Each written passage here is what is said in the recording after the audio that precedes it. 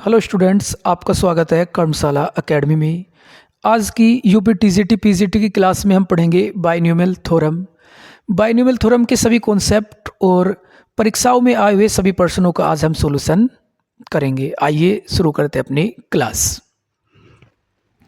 Binomial theorem यानी bi plus nom यानी दो पदों का प्रसार करना यानी expansion of two terms is called binomial theorem.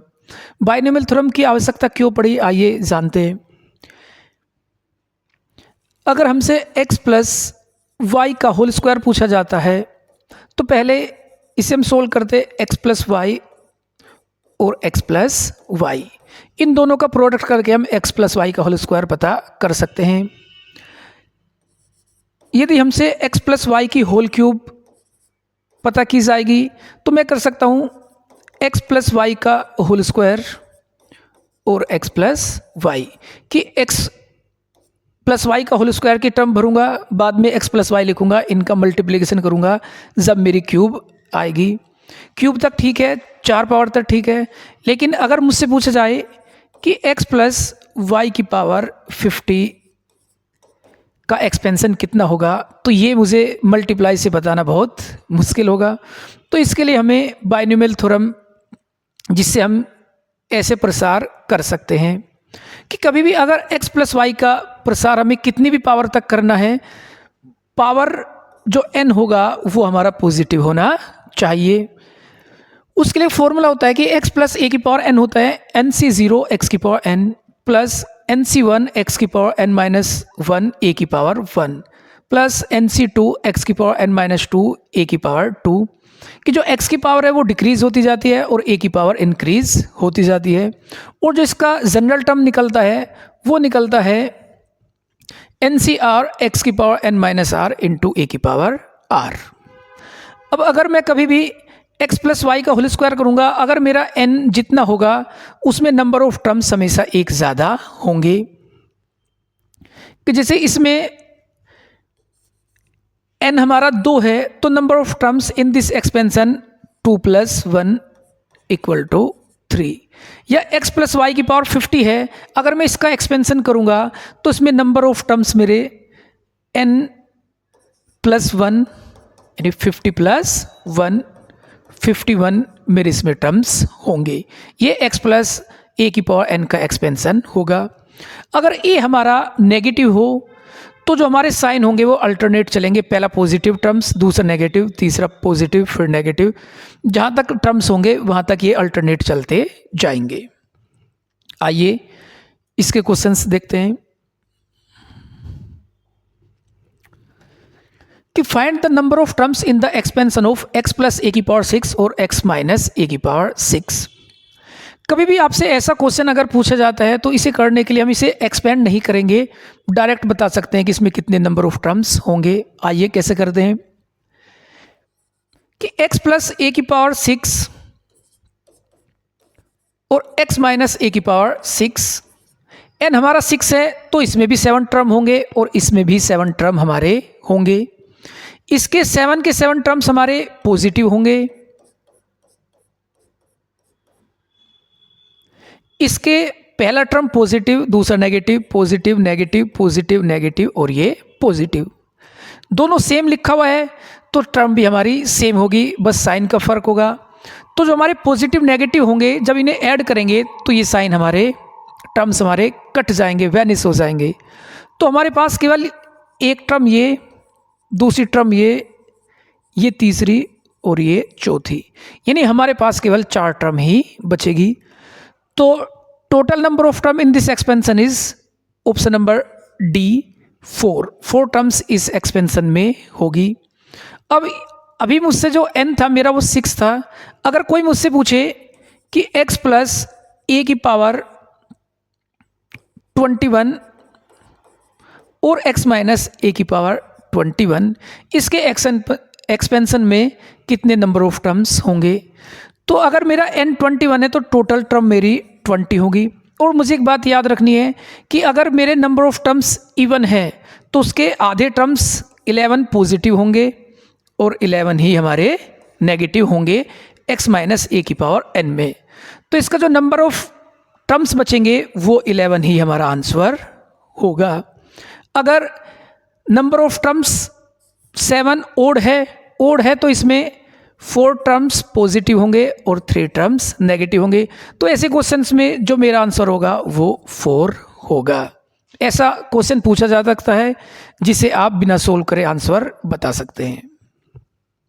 अगला क्वेश्चन देखते हैं कि find the number of terms in the expansion of 1 + 2x + x² की पावर 20। हम बाइनोमियल थ्योरम पढ़ रहे हैं जिसमें केवल 2 ही पद होने चाहिए, एक x और एक y की पावर n। यूपी टीसीटी में बाइनोमियल का ही क्वेश्चन पूछा जाएगा। यूपी पीजीटी में मल्टीनोमियल पूछा जा सकता है। मल्टीनोमियल कि जो हमारे ये टर्म्स होंगे ये 2 से ज़्यादा हो कि x + y + z की पावर n, कि मुझसे इसका एक्सपेंशन भी करवा लिया जाए। लेकिन टीजीटी में हमेशा बाइनोमियल का ही क्वेश्चन आएंगे। पीजीटी में भी मल्टीनोमियल से केवल नंबर ऑफ टर्म्स का ही क्वेश्चन पूछा जाता है। तो ऐसे क्वेश्चन कि जब मुझे बाइनोमियल से ज़्यादा टर्म्स हो, अगर मेरी टर्म्स 2 से ज़्यादा है तो सबसे पहले मुझे ये देख लेना चाहिए कि क्या इन टर्म्स में कोई रिलेशन है। जैसे इस क्वेश्चन में हम देखते हैं, इस क्वेश्चन में जो लिखा हुआ है 1 + 2x + x² और इसकी पावर 20। अगर आप इसे ध्यान से देखते हो तो ये 1 का स्क्वायर + x² + 2ab 2x लिखा हुआ है, तो इसे मैं 1 + x² लिख सकता हूं और पूरे की पावर 40 लिखा हुआ है। या इसे मैं लिख सकता हूं 1 + x की पावर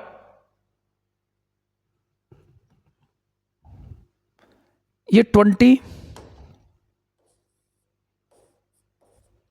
और ये पावर बन जाएगी 40।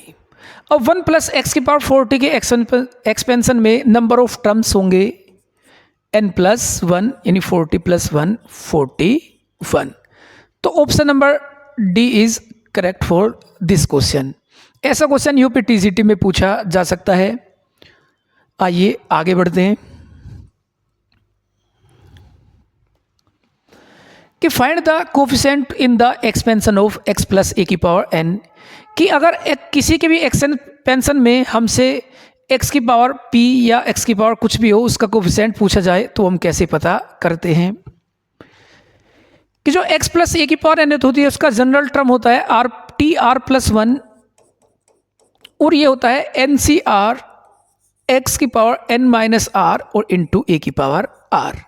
अगर कभी भी मुझसे पूछा जाएगा कि आप x की पावर p का कोफिशिएंट बताइए तो मैं n - r को कोफिशिएंट जो पूछा है उसके इक्वल भर दूंगा। यहाँ से r की वैल्यू फाइंड करेंगे तो r होगा मेरा n - p, यानी r बराबर n - p पर जो इसका कोफिशिएंट होगा वो कोफिशिएंट होगा NCR को रिप्लेस करेंगे n - p और a की पावर r को भी लिखेंगे n - p। ये मेरा कोफिशिएंट होगा। इस पर यूपी टीजीटी और पीजीटी पर क्वेश्चन पूछे जाएंगे। तो आइए इसके क्वेश्चंस देखते हैं कि द कोफिशिएंट ऑफ x की power 4 in the expansion of x/2 - 3/x² की पावर 10। ये यूपी पीजीटी 2011 में क्वेश्चन पूछा गया है। ऐसा क्वेश्चन आगामी परीक्षाओं में आने की संभावनाएं हैं। टीजीटी और पीजीटी दोनों परीक्षाओं में ये क्वेश्चन पूछा जाता है। आइए करते हैं। हमसे पूछा इसने कि x/2 - 3/x² की पावर 10 और मुझसे पूछा है कोफिशिएंट ऑफ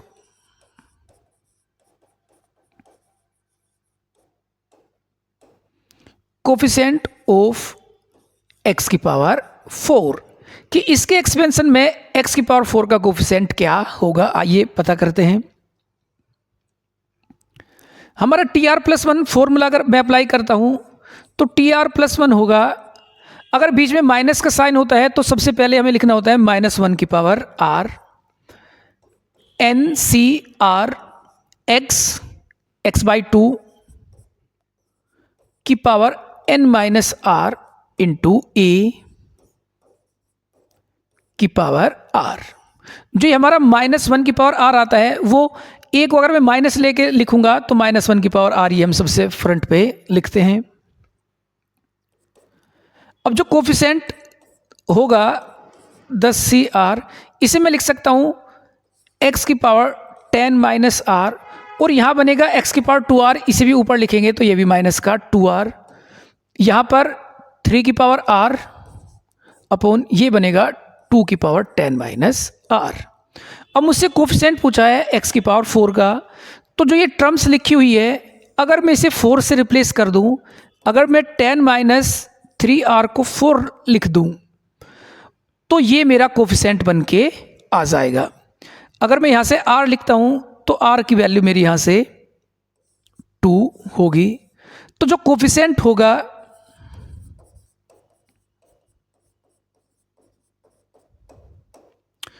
वो होगा मेरा -1 की पावर 2,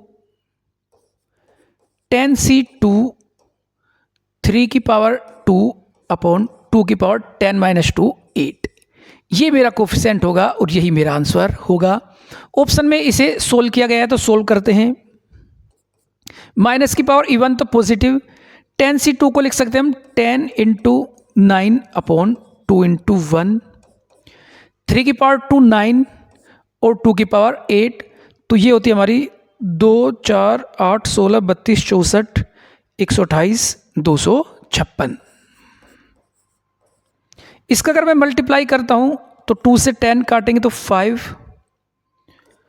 और 9 9 81, तो 540 अपॉन 256, यानी जो मेरा आंसर होगा वो 405/256। Option number A is correct for this question. अब ये क्वेश्चन जो मैंने किया थोड़ा सा लेंथी मेथड है, इसके लिए हम एक आसान मेथड और लगा सकते हैं कि अगर मैं ये सारी बातें पेपर में ना लिखूं, केवल x को ही देखूं। अगर मैं केवल x को ही लिखूंगा तो यहाँ से मैं डायरेक्ट केवल इस टर्म को सोल्व करूंगा और यहाँ से मैं r की वैल्यू पता कर लूँगा, फिर डायरेक्ट यहाँ पर वैल्यू इसकी पुट कर दूंगा। मतलब ये काम होगा ऐसे ही, लेकिन आप इसे जितना तेज़ी से करोगे उतना जल्दी आपका पेपर सोल्व होगा। आइए नेक्स्ट क्वेश्चन पर चलते हैं कि द कोफिशिएंट ऑफ x की power 5 in the expansion of 1 plus x square की पावर 5 1 प्लस एक्स की पावर 4 इज। ये यूपीपीजीटी 2010 का क्वेश्चन पूछा गया है। जो टीजीटी में केवल एक सिंगल एक्सपेंशन होगा, यूपीपीजीटी में आपसे डबल या एक्सपेंशन का मल्टीप्लिकेशन भी पूछा जा सकता है। आइए क्वेश्चंस को करते हैं। कि लिखा हुआ है कि 1 प्लस एक्स स्क्वायर की पावर 5 और 1 प्लस एक्स की पावर 4। अब इसे मैं एक्सपेंड करूंगा, पहले टर्म को एक्सपेंड करूंगा, दूसरे टर्म को एक्सपेंड करूंगा और उनके मल्टीप्लिकेशन में मैं x की पावर 5 को पता करूंगा। अब मैं इसमें जो इसका एक्सपेंशन करूंगा तो वो आएगा 5CR और x की पावर 2R। अगर मैं इसका जनरल टर्म लिखूंगा तो वो होगा हमारा NCR 1 की पावर n माइनस आर, तो वो लिखेंगे नहीं, और x यानी a की पावर r, तो ये हमारा बन जाएगा ये। और 1 प्लस एक्स की पावर 4 कभी एक्सपेंशन हम लिख सकते हैं, या कुछ एक्सपेंशन हमें याद भी रखने चाहिए जो 1 प्लस एक्स की पावर 1 या 1 प्लस एक्स की पावर 2 3 4 5 तक हमें याद रखने चाहिए ताकि पेपर में आसानी से कर सके। कैसे कि अगर मैं 1 प्लस एक्स का स्क्वायर लिखूंगा तो ये बनेगा 1 plus 2x plus x square. अगर मैं 1 प्लस एक्स की क्यूब लिखूंगा तो 1 प्लस एक्स की क्यूब तो जनरली फॉर्मूला भी हम जानते हैं, उसे लिख सकते हैं हम 1 plus 3x plus 3x square plus x की क्यूब। अगर मैं 1 प्लस एक्स की पावर 4 लिखूंगा तो मैं इसे लिख सकता हूँ 1 plus 4x plus 6x square plus 4x की क्यूब और प्लस x की पावर 4, यानी ये 1 प्लस एक्स की पावर 4 का है। अगर आप इसे याद नहीं रखोगे तो आप इसे ओरली सोल्व कर सकते हो कि यहाँ पर 4C0 1 होगा, यहाँ पर 4C1 4 होगा, यहाँ पर 4C2 4c2 होगा 4×3/2 तो वो 6 होगा। यहाँ पर 4c3 को आप 4c1 भी लिख सकते हो तो वो भी 4 होगा और 4c4 1 होगा। तो मैं 1 + x⁴ अगर यहाँ पर फिल करता हूँ 1 + 4x + 6x² + 4x³ + x⁴। अब मुझे कोफिशिएंट बताना है x⁵ का कि जो मेरा x⁵ का कोफिशिएंट क्या होगा।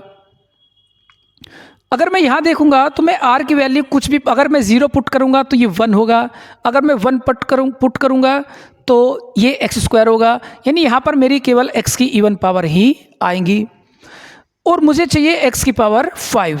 तो मुझे अगर यहाँ पर इवन पावर है तो यहाँ पर मुझे ओड पावर ही लेनी होगी। अगर मैं यहाँ पर इवन पावर 0 लूँगा यानी कांस्टेंट टर्म लूँगा तो यहाँ पर x⁵ कोई भी नहीं है। अगर यहाँ पर x² होगा तो अगर उसकी मल्टीप्लाई मैं 4x³ से करूँगा तो मेरी x⁵ आ जाएगी। अगर मैं यहाँ x⁴ लूँगा तो अगर मैं उसे 4x से मल्टीप्लाई करूँगा तब मेरी x⁵ आएगी। अगर मैं यहाँ x⁵ लूँगा तो वो 5 से ज़्यादा है, यानी इस टर्म में मेरे पास केवल 2 काम की टर्म है, एक 4x और एक 4x³ और सब यहाँ पर वेस्ट है, इसलिए मैं उन्हें सब किसी को भी नहीं लिखूंगा। इधर x के लिए x⁴ चाहिए तो 2r को अगर मैं इस 2r को 4 भरूंगा तो जो मेरा r होगा वो 2 होगा, यानी जो मेरा कोफिशिएंट होगा वो 5c2 होगा। जब मुझे x³ के लिए यहाँ पर x² चाहिए तो अगर मैं 2r को 2 बनाऊंगा यानी अगर मैं इसे 2 लिखूंगा तब r बराबर मेरा 1 होगा, तब मेरा कोफिशिएंट 5c1 होगा। और इधर कोफिशिएंट 4 और इधर कोफिशिएंट ये भी 4 है, ये 5c2 है जब x⁴ 4 है और 5c1 है जब x⁵ 2 है। अब x⁵ बनाने के लिए इसकी मल्टीप्लाई यहाँ पर करेंगे तो 5c2 होगा 5 × 4/2 की मल्टीप्लाई करेंगे 4 में प्लस 5c1 की मल्टीप्लाई करेंगे, 5c1 5 होगा और इसकी मल्टीप्लाई करेंगे 4 में। ये 40 और 20 60, यानी जो x⁵ का कोफिशिएंट होगा वो 60 होगा। Option number B is correct for this question. अच्छा क्वेश्चन है, यूपी पीसीटी 2010 में पूछा गया है, तो ऐसा क्वेश्चन आने की पुनः संभावना है। आइए बढ़ते हैं अपने नेक्स्ट क्वेश्चन पे।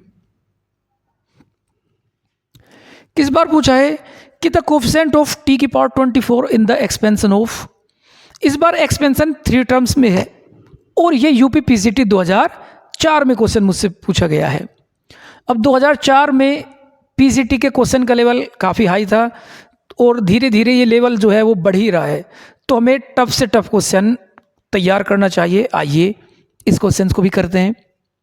अगर क्वेश्चन आप ध्यान से करेंगे तो क्वेश्चन जल्दी सोल्व हो जाएगा। अगर जनरली सोल्व करोगे तो उसमें सोल्व तो होगा लेकिन टाइम उसमें ज़्यादा लगेगा। आइए इस क्वेश्चन को कैसे करते हैं कि ये लिखा हुआ है 1 + t² 12। अगर इन दोनों की मैं मल्टीप्लाई करूंगा तो 1 की 1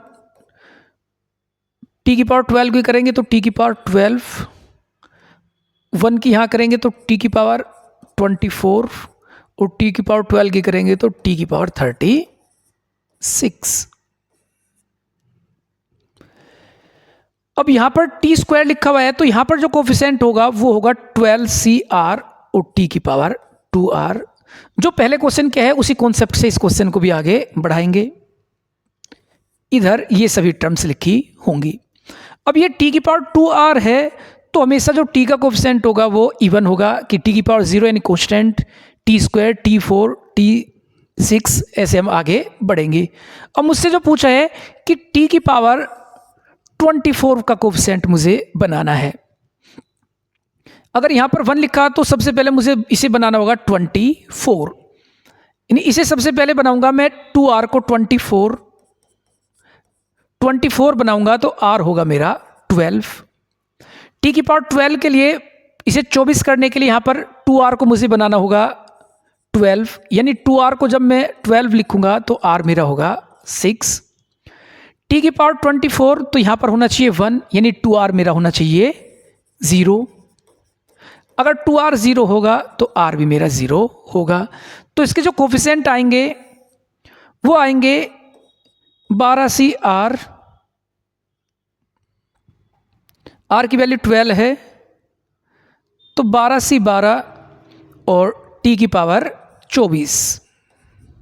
दूसरा कोफिशिएंट 12c6 और t की power 12।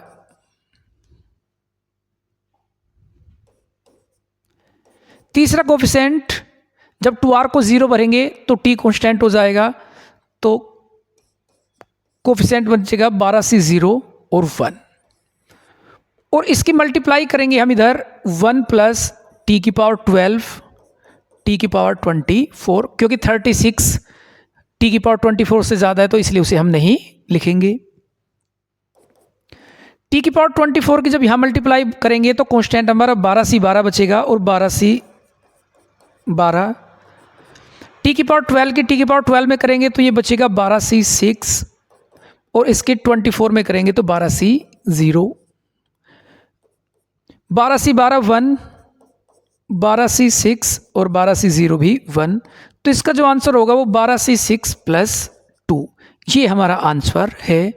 Option number D is correct for this question. अच्छा क्वेश्चन है और यूपी पीजीटी 2010 में क्वेश्चन पूछा गया है। आइए आगे बढ़ते हैं। पीजीटी के क्वेश्चनों का लेवल हमेशा हाई होगा। नेक्स्ट क्वेश्चन देखते हैं।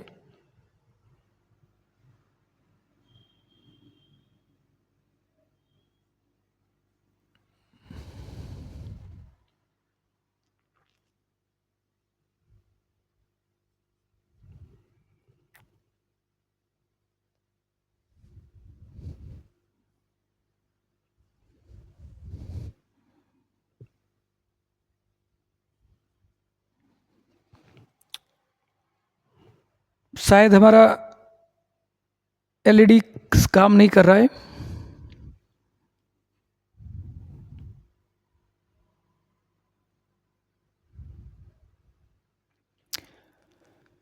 कुछ नेटवर्क इशू है।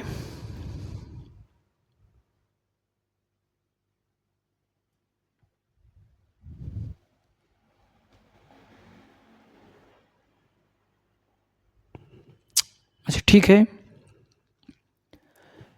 इस बार इस क्वेश्चन में मुझे पूछा है कि द कोफिशिएंट ऑफ x की power 2009 in the expansion of 1 minus X की पावर 2008 और 1 प्लस एक्स स्क्वायर की पावर 2007।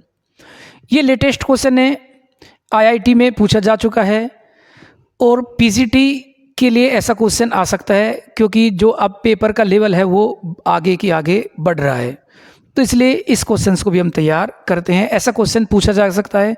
अब 2021 चल रहा है, इन क्वेश्चनों में हमेशा जो ईयर रनिंग में होती है ज़्यादातर वही पूछी जाती है। तो क्वेश्चन हमारा है कि 1 माइनस एक्स की पावर 2008 और 2007, अगर मैं इसे इसकी पावर 1 अलग और 2008 अलग लिख लूँ और 1 प्लस एक्स स्क्वायर की पावर 2007 अलग लिख रहा हूँ। ऐसा करने का फ़ायदा क्या होगा? ऐसा करने से इन दोनों को मैं एक साथ लिख सकता हूँ कि 1 माइनस एक्स और 1 प्लस एक्स स्क्वायर की पावर 2007, या 1 माइनस एक्स और ये a minus B, A square plus B square plus A B, यानी ये 1 की क्यूब माइनस एक्स की क्यूब का फॉर्मूला है। तो इसे लिख सकता हूँ मैं 1 माइनस एक्स की क्यूब की पावर 2007। यानी अब मुझे इसके एक्सपेंशन में x की पावर 2009 का कोफिशिएंट बताना है। अब इधर तो सिंपल 1 माइनस एक्स है, तो मुझे इसका कोफिशिएंट देखना होगा कि अगर मैं 1 की पावर इधर x की पावर 2009 का कोफिशिएंट मिलेगा और x के लिए मुझे x की पावर 2008 का कोफिशिएंट देखना होगा कि इनके कोफिशिएंट क्या है, वही मेरे इस एक्सपेंशन के कोफिशिएंट होंगे। क्यों? क्योंकि इसमें मैं 1 की मल्टीप्लाई करूंगा तो x की पावर 2009 का कोफिशिएंट मिल जाएगा, और x की मैं यहाँ पर गुना करूंगा तब भी मुझे 2009 का कोफिशिएंट मिल जाएगा। तो सबसे पहले इसके लिए अगर जनरल टर्म लिखूंगा तो वो होगी 2007 CR और x की पावर 3R। अगर ये कंपेयर करता हूं मैं 2009 से, तो 3R इक्वल होना चाहिए 2009 के बराबर। 3 से भाग करते हैं तो R की वैल्यू देखते हैं कितनी आती है। 3 छंग 18, 2 3 छंग 18, 2 3 नम 27, 2 3 छंग 18, यानी ये 669.6, यानी जो R है वो फिक्स नहीं है। इसका मतलब x की पावर 2009 इसमें एग्जिस्ट नहीं करती है। अब x की पावर 2008 देखते हैं कि ये इसमें एग्जिस्ट करती है या नहीं। अगर r की वैल्यू कभी भी पॉइंट में आएगी, दशमलव में आएगी, तो इसका मतलब वो टर्म्स उसमें है नहीं, वो कोफिशिएंट उसमें होगा नहीं। अगर मैं 3R को 2008 के इक्वल लिखता हूं तो यहां से r की वैल्यू 6 18, 3 छंग 18, 2 28, 3 नम 27, 1 और 3 तिया 9, तो ये भी दशमलव आ रही है। इसका मतलब x की पावर 2008 भी इसमें नहीं होगा, यानी कि इसमें जो x की पावर 2009 है वो कभी भी नहीं आएगी, यानी कोफिशिएंट ऑफ x की पावर 2009 जो होगा वो 0 होगा। Option number A is correct for this question. ऐसा क्वेश्चन आ सकता है, आप इस क्वेश्चन को 2025 के लिए भी तैयार कर सकते हो कि आप यहाँ पर 2025 लिखिए, यहाँ पर 2023 और यहाँ पर 2024, इसे लिखकर इस क्वेश्चन को तैयार करते हैं, क्योंकि ऐसा क्वेश्चन पेपर में आ सकता है। आइए आगे बढ़ते हैं। कांस्टेंट टर्म या कोफिशिएंट ऑफ x की पावर 0। अभी तक मैं x का किसी भी पावर का कोफिशिएंट पता कर रहा था। इस बार हमसे पूछेगा वो कि कांस्टेंट टर्म बताइए, या टर्म फ्री फ्रॉम x बताइए, या x की पावर 0 का कोफिशिएंट बताइए। तो सिंपल वही तरीका है, इसमें केवल जो x की पावर n-r होगा मैं इसे x की पावर 0 से कंपेयर करूंगा, यानी मैं n-r को 0 रखूंगा, या r जो होगा वो मेरा n ही होगा। यहाँ से मैं r की वैल्यू निकालकर जो जनरल टर्म का फॉर्मूला होगा tr+1 का, उसमें मैं पुट करके कांस्टेंट टर्म या टर्म फ्री फ्रॉम x पता कर सकता हूँ। आइए इसके क्वेश्चन देखते हैं। यूपीटीसीटी में इसके क्वेश्चन बहुत पूछे जाते हैं। ये यूपीपीसीटी 2005 का क्वेश्चन है कि the ratio of the coefficient of x की power 15 to the constant term in the expansion of x² + 2/x की पावर 15। देखो इसमें एक सवाल में ही हमसे 2 क्वेश्चन पूछे गए हैं कि इसमें मुझे x की पावर 15 का कोफिशिएंट भी बताना है और कांस्टेंट टर्म भी बतानी है। 2 क्वेश्चन पूछे गए हैं, इसीलिए पीजीटी में पूछा गया है। अगर सिंगल क्वेश्चन होता तो यूपीटीसीटी में ये आता। आइए करते हैं कि जो मुझे एक्सपेंशन करना है वो x² + 2/x की पावर 15 का करना है। तो इसका जो जनरल टर्म होगी tr+1 वो होगी 15CR x की पावर ये x² की पावर n-r इंटू a की पावर r, या 15CR इसे लिख सकते यहाँ से 2 की पावर r, और ये लिखा जाएगा x की पावर, इसकी मल्टीप्लाई करेंगे तो 30 - 2r, और ये x की पावर r नीचे होगी, इसे ऊपर ले जाएंगे तो x की पावर -r, यानी ये। अब मुझसे पूछा गया है, ये इसे मैं फिर से एक बार लिख सकता हूँ 15CR 2 की पावर r और x की पावर 30 - 3r। अब मुझे पूछा गया है कि ratio between the coefficient of x की power 15 and the constant term. अगर इसे मैं 15 के इक्वल रखता हूँ, 30 - 3r अगर मेरा 15 होगा तो r बराबर मेरा होगा 5। तो कोफिशिएंट ऑफ x की पावर 15 जो होगा वो होगा 15C5 और 2 की पावर 5। फिर मुझे बताना है कोफिशिएंट ऑफ x की पावर 0। अगर मैं इसे 0 पुट करता हूं, अगर मैं 30 माइनस 3r को 0 लिखता हूं तो यहां से r की वैल्यू होगी मेरी 10, यानी यहां पर कोफिशिएंट होगा 15c 10 और 2 की पावर 10। यही मेरा इन दोनों का रेशियो होगा। आइए इसे सोल्व करते हैं। तो 15c 5, 15c 10 को भी हम 15c 5 ही लिख सकते हैं, तो ये दोनों कैंसिल आउट। 2 की पावर 5 से 5 कैंसिल हो जाएगी, तो ये बचेगा 1/2 की पावर 5। 2 की पावर 5 होता है 32, यानी जो रेशियो होगा वो 1:32। यही हमारा आंसर है। आंसर 1 में यानी 1/32। Option number B is correct. अच्छा क्वेश्चन है, यूपी पीजीटी में आया है और ऐसा क्वेश्चन फिर से भी आ सकता है। आइए आगे बढ़ते हैं। आज यूपी पीजीटी के सभी कॉन्सेप्ट को क्लियर करेंगे जो हमारे बाइनोमियल थ्योरम के पीजीटी में पूछे जाते हैं। मैं ज़्यादातर सभी पीजीटी के क्वेश्चन अटेम्प्ट करता हूं जिससे आपकी तैयारी अच्छी हो सके, और क्वेश्चन मैक्सिमम जितना हार्ड हो सकता है उतना क्वेश्चन उठाते हैं ताकि यूपी टीजीटी के क्वेश्चन आप आसानी से सोल्व कर सके। आइए बढ़ते हैं आगे। ये यूपी टीजीटी 2016 का क्वेश्चन है।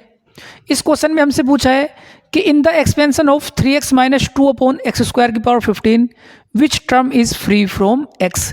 फ्री फ्रॉम x का मतलब x की पावर 0 का कोफिशिएंट या कांस्टेंट टर्म मुझसे पूछिए। आइए करते हैं। टीजीटी आसान क्वेश्चन है। टीजीटी में हमेशा सिंपल क्वेश्चन पूछे जाएंगे, पीजीटी का लेवल थोड़ा हाई रहेगा। देखो मुझसे पूछा है कि कांस्टेंट टर्म इसकी क्या होगी, तो कांस्टेंट टर्म के लिए हमेशा कोफिशिएंट भी नहीं पूछा इस क्वेश्चन में, तो मुझसे ये पूछा है कि केवल इसका नंबर ऑफ टर्म्स बताइए कि कौन सी टर्म्स इसकी फ्री फ्रॉम x होगी। तो इसके लिए सबसे आसान तरीका है कि केवल x की पावर ही हम देख ले रहे हैं, कोफिशिएंट हम नहीं लिखेंगे। तो x की पावर 15 माइनस r और ये x की पावर माइनस 2r, और यही 0 के बराबर होगा। तो 15 माइनस 3r 0 या r बराबर 5, यानी जो मेरी पांचवी टर्म होगी वही फ्री फ्रॉम x होगी। इसमें मुझसे कांस्टेंट नहीं पूछा है, केवल ये पूछा है कि कौन सी टर्म का कोफिशिएंट कांस्टेंट होगा। तो जो फिफ्थ टर्म होगी वो फ्री फ्रॉम x होगी, यानी इसका जो कोफिशिएंट होगा वो कांस्टेंट होगा, कांस्टेंट टर्म होगी। आइए नेक्स्ट क्वेश्चन देखते हैं कि find the given term in the expansion of. अभी तक हम कांस्टेंट पता कर रहे थे कि अगर कोई गिवन नंबर हो कि x की पावर p का कोफिशिएंट बताइए, या कांस्टेंट टर्म के लिए x की पावर 0 का कोफिशिएंट बताइए, या फ्री फ्रॉम x उसके लिए भी 0 का कोफिशिएंट हमें बताना होता है। अब मुझसे पूछ रहा है कि कोई भी टर्म है कि पांचवी टर्म, छठी टर्म या 20वीं टर्म कितनी होगी किसी भी एक्सपेंशन की। उसके लिए सेम जनरल फॉर्मूला जो होता है हमारा NCR x की power n minus r into a की पावर r। इसमें जैसे मुझसे पूछा गया कि आप मुझे किसी भी एक्सपेंशन की छठी टर्म बताइए कि 6 टर्म उसकी क्या होगी, तो उसमें T6 लिखूंगा और r+1 के फॉर्मेट में बनाने के लिए इसे लिखूंगा 5+1। अब मेरा जो r होगा वो 5 होगा और मैं इसे इस एक्सपेंशन में भर के टर्म्स को पता कर सकता हूं। आइए इस पर क्वेश्चंस करते हैं कि the 16 term in the expansion of x की पावर हाफ माइनस y की पावर हाफ की पावर 16 इज। यूपी टीजीटी 2009 का क्वेश्चन है। आइए करते हैं। तो जो मेरा TR मुझसे पूछिए T16 को हम लिखेंगे T15+1, यानी जो मेरा R होगा वो 15 है। तो R 15 है तो -1 की पावर 15, 17C 15, x जो है मेरा x की पावर हाफ की पावर n माइनस आर यानी 17 माइनस 15 और इंटू ए की पावर r। ए मेरा y की पावर हाफ, y की पावर हाफ की पावर r यानी 15। ये माइनस होगा 15C 17C 15 को लिख सकते हैं हम 17C 2 एक्स की पावर 17 में से 15 जाएंगे, 2 से 2 कैंसिल आउट, यानी एक्स और वाई की पावर 15/2। 17C2 यानी -17 गुना 16/2, या 2 से ये कैंसिल करेंगे तो 8 ही होगा, और एक्स वाई की पावर 15/2, या 17×136 एक्स वाई की पावर 15/2, ये मेरा आंसर होगा। Option number C is correct. देखो अगर इसके आप ऑप्शन देखते हो तो ऊपर 136 एक्स वाई की पावर 15/2 है, इधर 136 एक्स वाई की पावर 15/2 है। तो अगर मैं इसे सोल्व ना करके यही देख लूँ कि ऐसा ऑप्शन जिसका कोफिशिएंट नेगेटिव है वही मेरा आंसर होगा, तो मैं इसे डायरेक्ट भी ये आंसर लगा सकता था। हालांकि नन ऑफ दीज जो है वो इस क्वेश्चन में दिक्कत कर सकता था, लेकिन टाइम बचाने के लिए ये ट्रिक भी हमें लगानी होगी। और जनरली अगर ये है तो आंसर हमारा सी ऑप्शन ऐसा ही माइनस वाला ही होगा। आइए आगे बढ़ते हैं। इस बार मुझसे पूछा है कि मिडल टर्म्स। अब हम पढ़ते हैं कि x प्लस ए की पावर n, इसमें जो नंबर ऑफ टर्म होगा वो हमेशा n+1 होगा। अगर n मेरा इवन है तो नंबर ऑफ टर्म वो ओड होगा और वो n+1 होगी। अब कभी भी ओड नंबर का जो मिड टर्म होता है वो ओड नंबर +1/2, यानी इसका जो मिड टर्म होगा वो n+1 + 1/2, ये मेरा मिड टर्म इसका होगा। अगर n हमारा ओड है तो नंबर ऑफ टर्म वो n+1 इवन होगा, और अगर मेरा नंबर इवन है तो उसके दो मिड टर्म होते हैं, एक तो जो गिवन टर्म है /2 और गिवन टर्म /2 + 1, यानी इसके जो दो टर्म होंगे एक तो n+1/2 और एक n+1/2 + 1। इसमें दो टर्म्स मुझे पता करने होंगे। जैसे अगर कहीं पर मुझसे पूछता है कि x प्लस ए की पावर 5 का मिड टर्म बताइए, तो इसमें नंबर ऑफ टर्म्स जो होंगे वो 6 होंगे।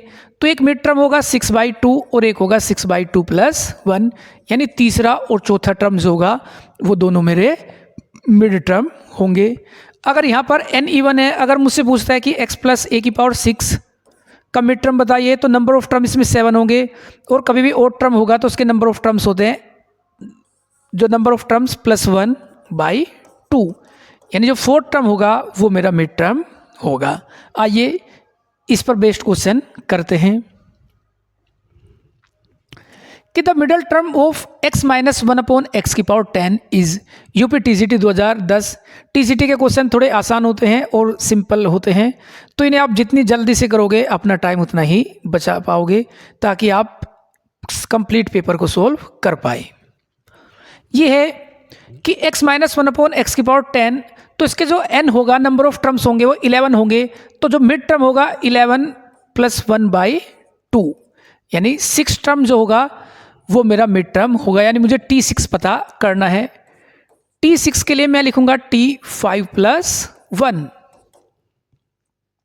या -1 की पावर r यानी 5, 10C5 और x की पावर 10 - 5 तो 5, और 1/x की पावर भी 5, ये कैंसिल आउट हो जाएगा। -10C5 को सोल्व करेंगे तो 10, 9, 8, 7, 6, 5 को 5, 4, 3, 2 सोल्व करते हैं। 8 कैंसिल, 3, 2, तो ये बनेगा 6 और 7 छंग 42, 6 दूनी 12 और 6 चौक 24 और 1 25, -252 हमारा इसका आंसर होगा। Option number B is correct for this question. UP TGT में थोड़े आसान और सिंपल क्वेश्चन ही पूछे जाते हैं, तो जो बच्चे टीजीटी की तैयारी कर रहे हैं वो आसान क्वेश्चन पढ़ते रहें, और जितनी आप प्रैक्टिस करोगे आपका जो क्वेश्चन होगा वो रनिंग में आएगा और आप उसे जल्दी सॉल्व कर पाएंगे। ऐसे क्वेश्चंस आप 11th-12th की बुक में काफ़ी मिल जाएंगे आपको, आप वहाँ से भी इनकी प्रैक्टिस कर सकते हैं। पीजीटी के लिए 11th-12th की बुक से काम नहीं चलेगा, उनके लिए आपको हायर बुक से पढ़नी पड़ेगी। आइए नेक्स्ट क्वेश्चन देखते हैं। यूपी पीजीटी 2016 पीजीटी का क्वेश्चन है तो थोड़ा सा अलग बात उसमें पूछी जाएगी। जैसे इस क्वेश्चन में कि the coefficient of the middle term in the expansion of 1 + 3x + 3x² + x की क्यूब की पावर 8 इज।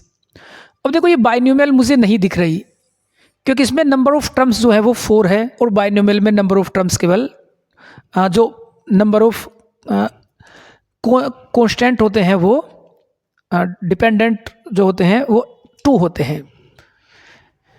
अब इसे सोल्व करने के लिए मुझे चाहे तो इसमें मैं मल्टीनोमियल वाला मेथड यूज़ करूंगा या फिर मैं इसे ये देखूंगा कि या किसी का ये फॉर्मूला तो नहीं बन रहा। अगर मैं इसे ध्यान से देखता हूं तो ये 1 + x की क्यूब का फॉर्मूला बना हुआ है और इसकी पावर है 8, यानी मैं इसे लिख सकता हूं 1 + x की पावर 24, यानी ये जो इतना बड़ा लिखा हुआ है इसे मैं केवल 1 + x की पावर 24 भी लिख सकता हूँ।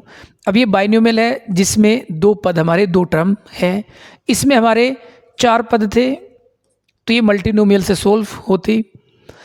अगर इनमें कोई अब रिलेशन नहीं होता तो फिर मैं इसे मल्टीनोमियल से ही सोल्व करता। पीजीटी में मल्टीनोमियल का क्वेश्चन आ सकता है। अब इसमें पूछा है कि कोफिशिएंट ऑफ मिडल टर्म, यानी मिडल टर्म भी नहीं पूछी, मिडल टर्म का केवल कोफिशिएंट पूछा है, यानी उसमें x भी मुझे नहीं रखना। अगर मेरा n 24 है तो नंबर ऑफ टर्म्स 25 होंगे और मिड टर्म जो होगा वो 25 + 1/2, जो मिड टर्म होगा वो 25 + 1/2 यानी 13। तो मुझे बताना है कि T13 का कोफिशिएंट कितना होगा। इसे मैं लिखूंगा T12 + 1, तो ये होगा 24C12, 1 की पावर ये और x की पावर ये, तो यही मेरा आंसर कोफिशिएंट होगा। Option number D is correct. इस क्वेश्चन के लिए केवल आपको यही बात ध्यान रखनी थी कि अगर आप इसे सोल्व करोगे मल्टीनोमियल से तो काफ़ी टाइम लग जाएगा, सोल्व हो जाएगा। अगर किसी बच्चे को मल्टीनोमियल नहीं आती तो इस क्वेश्चन को स्किप ही करेगा। और अगर आपको ये बात ध्यान आ गई कि 1 + x की होल क्यूब लिखा हुआ है तो ये 20 से 30 सेकंड का ही क्वेश्चन है। आइए आगे बढ़ते हैं। द सम ऑफ कोफिशिएंट, कि अगर मेरा कहीं पर मैं 1 + x की पावर n लिखता हूँ तो ये होता है मेरा NC0, NC1x, NC2 x² + NC3 x की 3 + डैश इन्फिनिटी तक। अब मुझे सम ऑफ कोफिशिएंट पता करने के लिए अगर मैं पुट x = 1, अगर मैं x = 1 भरता हूँ तो यहाँ पर केवल NC0 बचेगा, यहाँ पर NC1, यहाँ पर NC2, यानी इस पूरी एक्सपेंशन में थे x वेनिस हो जाएगा। x वेनिस हो जाएगा तो केवल सम ऑफ कोफिशिएंट ही बचेगा। तो इधर जो मेरा बचेगा ये सम ऑफ कोफिशिएंट ही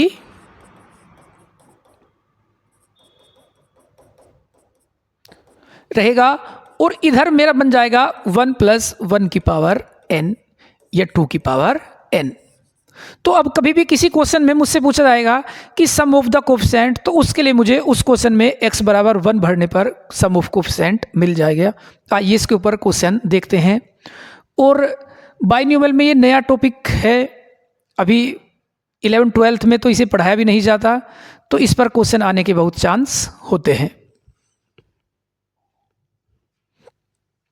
कि sum of the coefficient of polynomial 1 + x - 3x² is, कि एक पॉलिनोमियल दिया हुआ है, मल्टीनोमियल है और मुझसे पूछा है कि इसका कोफिशिएंट का सम कितना होगा। तो अभी मैंने आपको बताया है कि अगर मैं x = 1 पुट करता हूं तो मेरा सम ऑफ कोफिशिएंट आ जाएगा। तो 1 + 1 - 3 × 1 की पावर 15,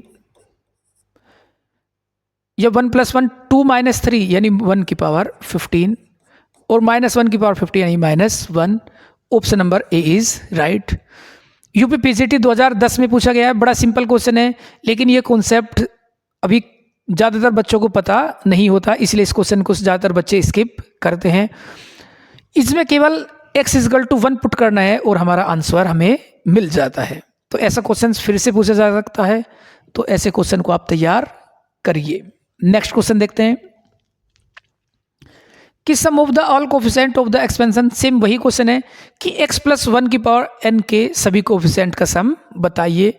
तो ऐसे क्वेश्चंस को करने के लिए हमें x बराबर 1 भरना होगा। अगर मैं x बराबर 1 भरता हूं तो 1 प्लस 1 की पावर n यानी 2 की पावर n, यही मेरा आंसर होगा। Option number D is correct. UPPCT 2002 में ये क्वेश्चन पूछा गया था। सिंपल क्वेश्चन है, कुछ करना नहीं था, 5 सेकंड में इसका आंसर हमें मिल गया। आइए नेक्स्ट क्वेश्चन देखते हैं कि if the sum of the coefficient of the power of x in the expansion a square x की cube minus 8ax square plus 16 की power 48 is 0 then a is equal to, यानी एक expansion दिया हुआ है और मुझे कहा गया है कि इसका सम ऑफ कोफिशिएंट वो 0 है। तब मुझे बताना है कि a कितना होगा। सम ऑफ कोफिशिएंट 0 इसने गिवन है, लेकिन हमें सम ऑफ कोफिशिएंट पता करने के लिए x बराबर 1 भरना होता है। तो अगर मैं इसमें x बराबर 1 पुट करता हूं तो ये a square 1 minus 8a1 plus 16 की पावर 48, ये इसका सम ऑफ कोफिशिएंट होगा। और क्वेश्चन में ये कहा गया है कि ये 0 के बराबर है, तो मुझे a की वैल्यू बतानी है। 48 को भी 0 की तरफ भेजेंगे तो ये बच जाएगा a square minus 8a plus 16 की पावर 0। ये क्वाड्रेटिक इक्वेशन है जिससे हम a की वैल्यू पता कर सकते हैं। इसे भी आकर ध्यान से देखोगे आप तो ये 8a प्लस 16 को लिख सकते हैं 4 का स्क्वायर, यानी ये लिखा हुआ है a माइनस 4 का होल स्क्वायर। यहाँ से a की वैल्यू आ गई 4, यानी अगर a मेरा 4 होगा तो सम ऑफ कोफिशिएंट 0 होगा। ऑप्शन नंबर डी इस क्वेश्चन के लिए करेक्ट आंसर हमारा है। ये यूपीपीसीटी 2016 में पूछा गया है, तो ज़्यादातर सम ऑफ कोफिशिएंट पर क्वेश्चन यूपीपीसीटी में पूछे गए हैं। इस बार टीजीटी में भी इन क्वेश्चनों की संभावना है। आइए नेक्स्ट, सम ऑफ बाइनोमियल, इस पर भी कुछ क्वेश्चंस पूछे जाते हैं। अभी हम जानते हैं कि 1 प्लस एक्स की पावर n का जो एक्सपेंशन होता है वो 1 plus N x plus n minus 1 by 2 X square plus dash ऐसे लिख सकते हैं, या NC0 NC1 x NC2 x square NC3 x की 3, ये भी हम लिखते हैं। अब यहाँ से हम 2 रिजल्ट देख सकते हैं।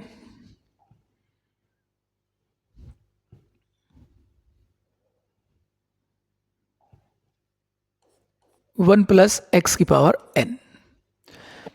अभी मैंने आपको बताया था कि सम ऑफ कोफिशिएंट निकालने के लिए x बराबर 1 मुझे पुट करना चाहिए। अगर इसमें मैं x बराबर 1 भरता हूं तो इधर 1 प्लस 1 की पावर n, यानी ये हो जाएगा 2 की पावर n, और इधर जो कोफिशिएंट बचेंगे वो बनेंगे NC0 NC1 NC2 NC3 plus dash infinity तक।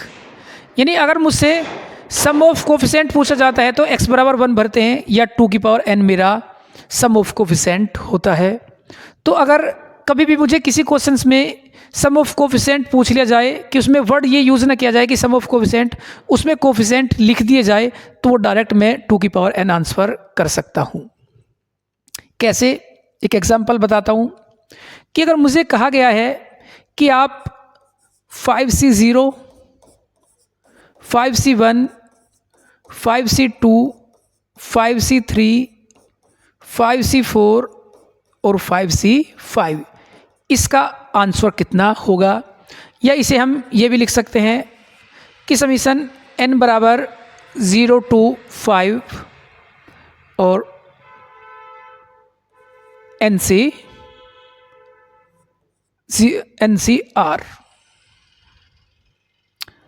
ये मैंने 5C 5cn। इसे मैं लिख सकता हूं 5cn। अगर कहीं पर ये लिखा हुआ है कि n नंबर 0 से 5 तक जाएंगे और 5cn की इसकी वैल्यू कितनी होगी, तो ये इक्वल होगा, ये सम ऑफ कोफिशिएंट ही लिखा हुआ है, सम ऑफ कोफिशिएंट होगा तो ये 2 की पावर n के इक्वल होगा, और n यहाँ पर मेरा 5 है तो ये 2 की पावर 5 यानी 32 इसका आंसर होगा। कि आपसे ये भी क्वेश्चन पूछा जा सकता है या ये भी पूछा जा सकता है कि इनकी वैल्यू बताइए, तो ये हमेशा हम लिख देंगे कि डायरेक्ट 2 की पावर जो यहाँ पर वर्ड लिखा हुआ है ये यही मेरा आंसर होगा। यहाँ पर मैक्सिमम इसके इक्वल ही जा सकते हैं या इससे कम भी हम भर सकते हैं। अब आगे बढ़ते हैं।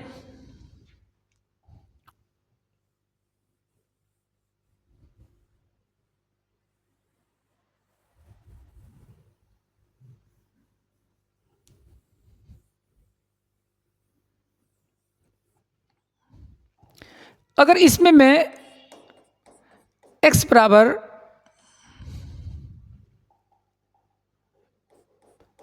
-1 पुट करता हूं, अगर इसी कंडीशन में मैं x बराबर -1 पुट करूंगा तो इधर बनेगा मेरा 1 - 1 की पावर n या 0 की पावर n या 0, और इधर जो बनेगा वो बनेगा nc0। x -1 पुट किया है तो -nc1, फिर प्लस nc2 -nc3, फिर प्लस डैश आगे तक। या इधर जितनी माइनस की टर्म में मैं इसने लेफ्ट साइड ला सकता हूं, तो ये बनेगा मेरा nc1 प्लस nc3, यानी जो ओड टर्म होगी nc5 प्लस डैश आगे तक वो बराबर होगी nc0 plus nc2 plus nc4 या प्लस आगे तक, यानी सभी ओड टर्म का सम वो बराबर होता है सभी इवन टर्म के कोफिशिएंट के सम के इक्वल। अब मैं जानता हूं कि टोटल जो सम होता है ओड प्लस इवन वो होता है 2 की पावर n, और ओड और इवन जो होंगे वो इक्वल होंगे। अगर मैंने लिख देता हूं कि 2 ओड, इवन को भी ओड लिखता हूं तो 2 की पावर n, या जो मेरा ओड होगा वो 2 की पावर n अपॉन 2 यानी 2 की पावर n-1, यही मेरा ओड का सम होगा और यही मेरा इवन का भी सम होगा। यानी अगर मुझसे पूछा जाता है कि किसी भी कोफिशिएंट ओड कोफिशिएंट का सम कितना होगा या इवन कोफिशिएंट का सम कितना होगा, तो उसे मैं डायरेक्ट लिख सकता हूं 2 की पावर n-1। आइए इसके ऊपर कुछ क्वेश्चंस करते हैं कि क्वेश्चन दिया है मुझे कि 6c1, 6c3 और 6c5 की वैल्यू कितनी होगी।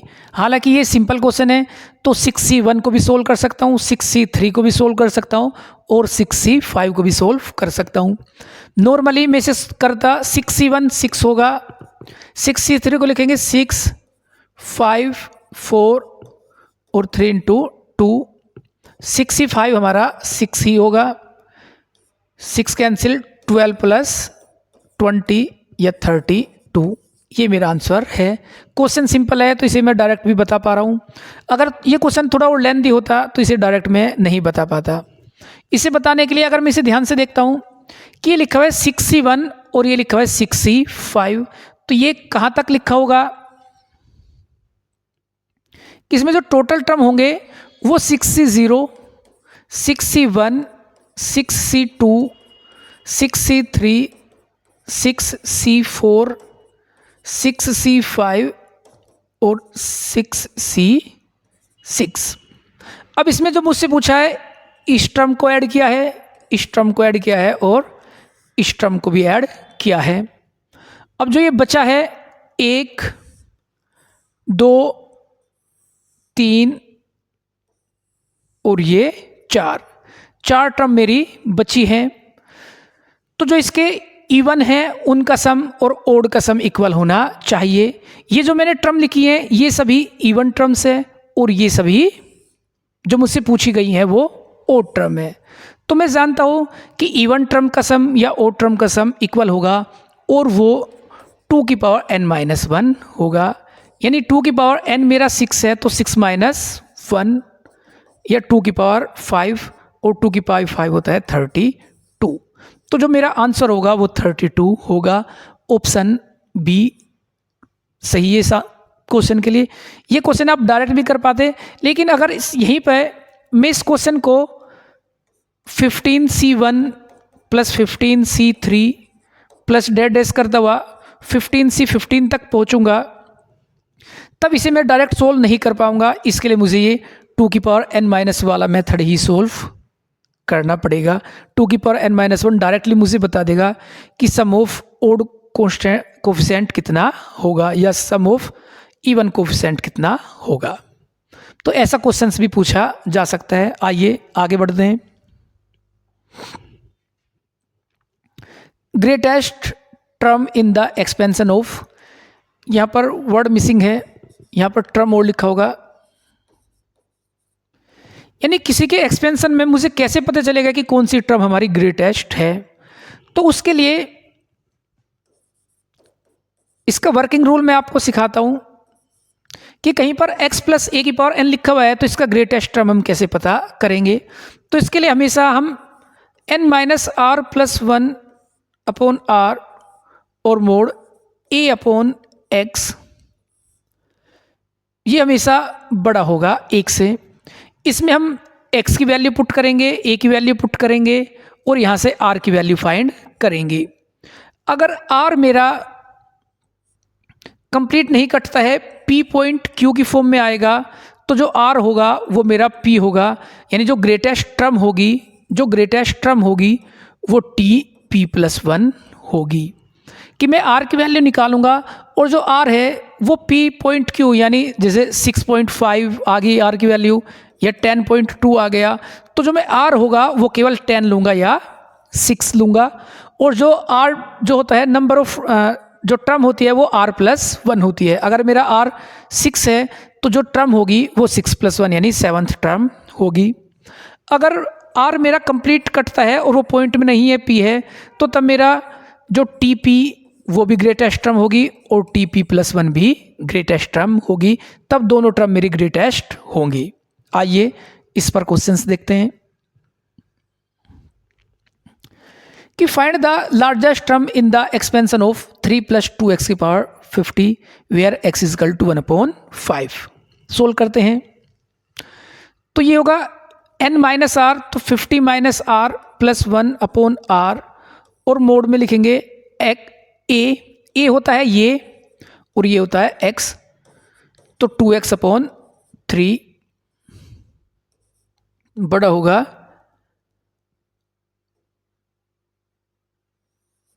0 नहीं, बैक पेज करते हैं 1।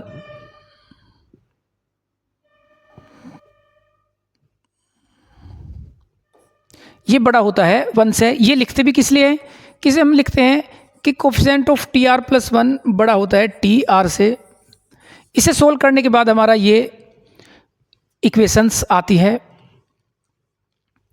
अब इसमें हम सोल्व करेंगे, ये बन जाएगा 51 माइनस r अपॉन r और x मेरा 1/5 है, तो 2 × 1/5 और अपॉन 3 1। ये 2 की गुना करेंगे तो 102 माइनस 2r बटे 15r, या 102 15 और 2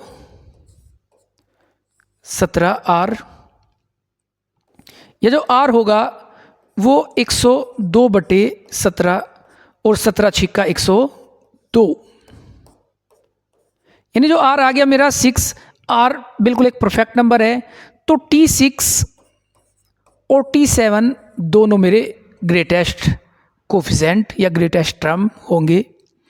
तो ऐसे में इन्हें सोल्व कर सकता हूँ। ग्रेटेस्ट टर्म पर बहुत कम क्वेश्चन पूछे जाते हैं, लेकिन फिर भी टीसीटी के लिए इनकी संभावनाएं हैं। आगे बढ़ते हैं।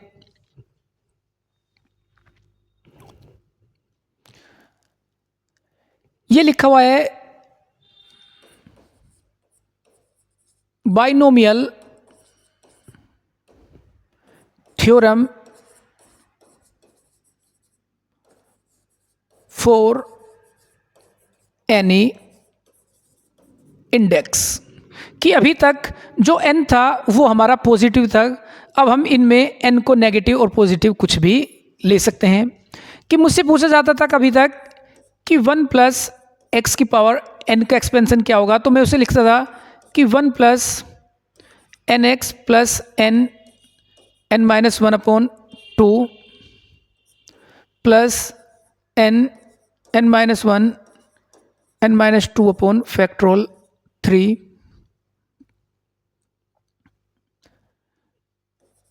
एक्स स्क्वायर एक्स की क्यूब प्लस डैश इन्फिनिटिव। ये मैं ऐसे इस पे लिखता था। अब अगर मुझसे n जो होगा वो मेरा नेगेटिव हो जाए तो फिर मैं इसे कैसे सोल्व करूँगा कि अगर जो मेरा n होगा वो नेगेटिव हो या वो 1 से छोटा कि 1/2 ऐसा भी हो सकता है। अगर मेरा n नेगेटिव है तो जब मैं इसे सोल्व करूँगा तो ये मेरा बनेगा 1, n नेगेटिव होगा तो माइनस एन एक्स, यहाँ पर माइनस n और यहाँ पर माइनस n, तो मैं n बुला लूँगा बाहर और माइनस माइनस प्लस, तो ये बन जाएगा n प्लस 1/2। ये बन जाएगा मेरा, यहाँ पर माइनस n भरूँगा, माइनस माइनस माइनस तो माइनस होगा n plus 1 n plus 2 upon factorial 3 और x की क्यूब प्लस डैश इन्फिनिटी तक। तो इसमें मैं n की वैल्यू कुछ भी भर के पता कर सकता हूँ। इस पर क्वेश्चन रेयर ही पूछा जाता है। इसमें आप कुछ कंडीशन या कुछ एक्सपेंशन याद रख सकते हैं, जैसे या अभी इसमें आगे मैं और बढ़ा सकता हूँ कि अगर यहाँ पर भी माइनस आ जाए, यानी अगर मेरा x भी माइनस का हो, अगर x माइनस होगा तो ये टर्म भी पॉजिटिव, x माइनस होगा तो ये सेम पॉजिटिव रहेगी, क्यूब में ये भी पॉजिटिव, यानी तब मेरा 1 plus N x plus n plus 1/2 x square plus dash ये आगे तक हो जाएगा। कुछ एक्सपेंशन हम याद रख सकते हैं, जैसे कि अगर कभी मुझसे पूछा जाए 1 प्लस एक्स की पावर माइनस 1 ये कितना होगा, तो इसे हम भरेंगे तो 1 माइनस n की वैल्यू 1 है यहाँ पर तो x, फिर n की वैल्यू 1 है तो 1 प्लस 1 2 से 2 कैंसिल तो 1 एक्स स्क्वायर। यहाँ पर n की वैल्यू हम 1 भरेंगे तो 1 प्लस 1 2 और 1 प्लस ये 3 और फैक्टोरियल 3 को लिख सकते हैं 3 × 2, तो ये भी बनेगा हमारा एक्स क्यूब माइनस डैश, यानी हम याद रख सकते हैं कि 1 प्लस एक्स की पावर माइनस 1 जो होगा वो 1 minus x plus x square minus x cube dash, ये यहाँ पर माइनस होगा, अल्टरनेट साइन चलते हैं।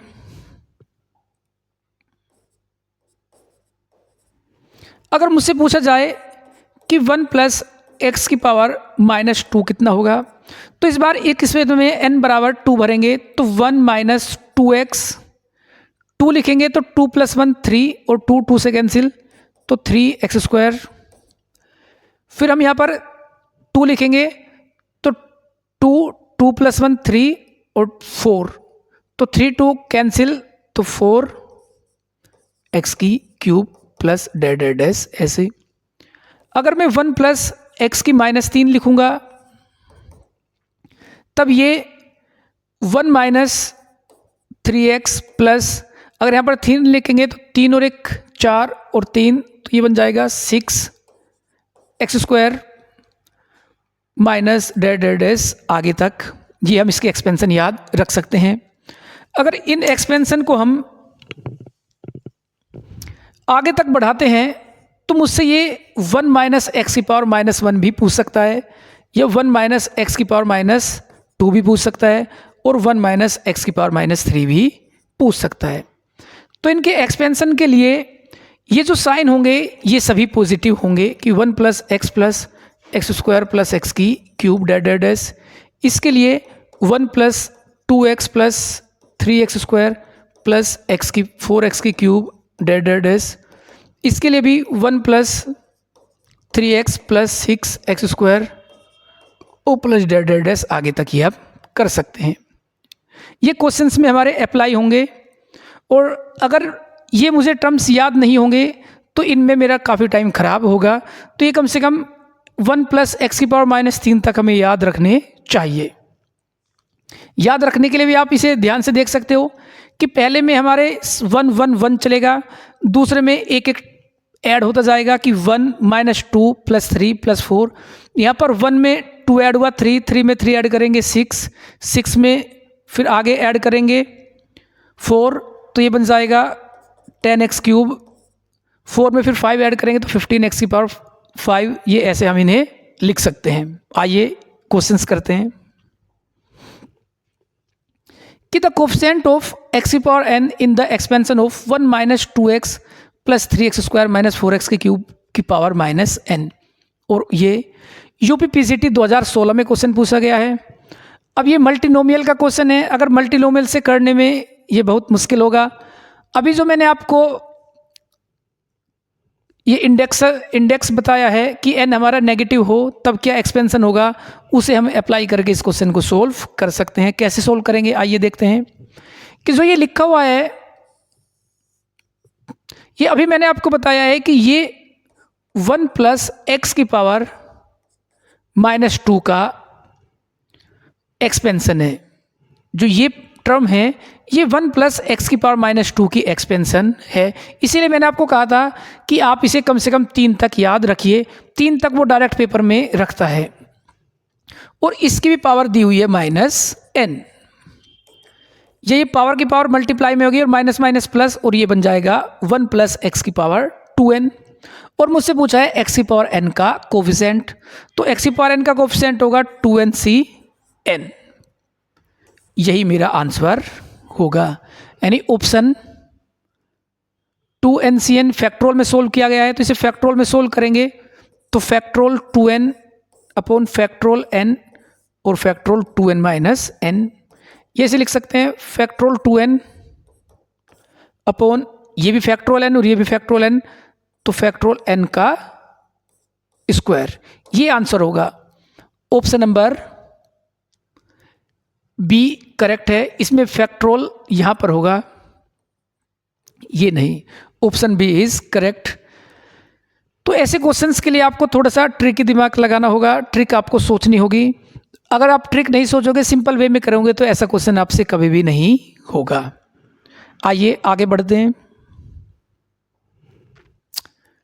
मल्टीनोमियल, अभी तक हम बात कर रहे थे बाइनोमियल की, अब बात करेंगे हम मल्टीनोमियल की। अभी कई एक्सपेंशन मुझे ऐसे दिखे हैं कि 1 + x + x²। अगर मैं इसमें काउंट करता तो 1 टर्म, 2 और 3, यानी ये बाइनोमियल से ज़्यादा 3 टर्म है। अगर 2 से ज़्यादा टर्म होगी तो वो मल्टीनोमियल हमारा कहलाता है। लेकिन इसे मैं अगर ध्यान से देखता था तो ये 1 + x² बन जाता था, या कभी और ये 1 + x³ बन जा रहा है, या इससे पहले क्वेश्चन में ये 1 + x⁻², यानी ये बाइनोमियल पर ही क्वेश्चन बन रहे थे। अब बात करते हैं मल्टीनोमियल की कि एक परफेक्ट मल्टीनोमियल कैसे बनेगा। कि अगर मुझसे पूछा जाए कि a + b + c⁻n, कि आप इसका एक्सपेंशन करिए और इसके एक्सपेंशन में कितने नंबर ऑफ टर्म्स होंगे। पीसीटी में या पीसीटी और टीसीटी में मल्टीनोमियल से केवल नंबर ऑफ टर्म्स पर ही क्वेश्चन पूछा जाता है। तो इसके नंबर ऑफ टर्म्स पता करने के लिए मुझे सबसे पहले ये देखना होगा कि इसमें कितने टर्म्स हमारे लिखे हुए हैं। इन्हें हम k लिखते हैं, ये k बराबर लिखा हुआ है हमारे 3। किसमें जो हमारे 3 टर्म्स, हमें 3 नोम्स दिए हुए हैं। तो इसके लिए जो नंबर ऑफ टर्म्स होंगे उसके लिए फॉर्मूला होता है कि n + k-1 c k-1, यानी अगर मैं ये फॉर्मूला अप्लाई करूंगा तो मुझे नंबर ऑफ टर्म्स मिल जाएंगे। ठीक है, इस फॉर्मूले से मुझे नंबर ऑफ टर्म्स पता चल जाते हैं। आइए क्वेश्चंस देखते हैं कि the number of term in the expansion of 2x + 3y - 4z⁻15, कि मुझसे पूछा गया है कि इसमें नंबर ऑफ टर्म्स कितने होंगे। अब मैं इसमें देखता हूं तो 1 2 और 3, यानी जो k है, k की वैल्यू मेरी 3 है, तो नंबर ऑफ टर्म्स होंगे मेरे n प्लस k माइनस 1, तो 3 माइनस 1 और c 3 माइनस 1, यानी 17c2, ये मेरा आंसर होगा। 17c2 को हम सोल्व कर सकते हैं, तो 17 16/2 8 या 136, option number D is correct. ये राजस्थान टीजीटी का क्वेश्चन है, जो पीजीटी में भी ऐसा, टीजीटी के लिए नहीं, पीजीटी में ऐसा क्वेश्चन आ सकता है। आइए नेक्स्ट क्वेश्चन देखते हैं कि number of term in the expansion of 2x minus y plus 3z। Same question है और पावर इस बार n जो है मेरा 20 होगा। तो इसमें भी जो मेरा k है वो 3 है, तो नंबर ऑफ टर्म्स होंगे n प्लस k माइनस 1, तो k माइनस 1 3 माइनस 1 इंटू 2 और c 2, यानी 22c2, ये मेरा आंसर होगा, या 22 इंटू 21/2 इंटू 1, 11 कम 11, 11 दूनी 22 और 1 23, 231, option number C is correct. ये मेरा